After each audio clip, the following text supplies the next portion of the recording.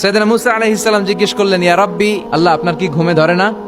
আল্লাহ বললেন, কোনো কথা বলা যাবে না, দুইটা গ্লাসের ভেতরে পানি নাও, পানি ভর্তি গ্লাস নিয়ে তুর পাহাড়ের উপরে দাঁড়াও। সাইয়েদনা মুসা আলাইহিস সালাম দাঁড়ালেন। আল্লাহরে আবার জিজ্ঞেস করলেন, আল্লাহ আমি জিজ্ঞেস করলাম কি আর আপনি করতে বললেন কি? আল্লাহ বললেন, কথা বলো না, যা বলেছি তাই করো। তো মুসা আলাইহিস সালাম কিছু বলতে পারে না, পানি নিয়ে দাঁড়িয়ে রইলেন। মুসা আলাইহিস সালামকে আল্লাহ বললেন, তুমি দাঁড়িয়ে থাকো আর ঘুম রে, বললেন ঘুম তুই মুসারে ধর। ঘুম যে এবার সাইয়েদনা মুসা আলাইহিস সালামকে ধরেছে। উনি ঘুমের ধাক্কায় আর থাকতে পারেন না, একবার ডানে যায় আরেকবার বায়ে যায়। ঘুমের ধাক্কায় হঠাৎ করে কাত হয়ে পড়ে যায় আর গ্লাসগুলো মাটিতে পড়ে খান খান হয়ে ভেঙে যায়। আল্লাহ ডেকে বললেন, মুসা বেশি কিছু হেফাজতের তো দায়িত্ব দেই নাই, শুধু দুইটা গ্লাস হেফাজতের দায়িত্ব দিয়েছে। ঘুমের কারণে এগুলোর হেফাজত করতে পারো নাই, ভেঙে খান খান হয়ে গিয়েছে। আমি যদি তোমাদের মতো ঘুমিয়ে যেতাম তাহলে পৃথিবীর সাথে সূর্য লেগে, সূর্যের সাথে চন্দ্র লেগে গোটা মহাবিশ্বটা এভাবে গ্লাসের টুকরার মতো খান খান হয়ে যেত রে মুসা। এজন্য লা তাখুযুহু সিনাতু ওয়ালা নাওম, আমার ঘুমেও ধরে না, ঘুমের আগে যে তন্দ্রা আসে ওইটাও ধরে না।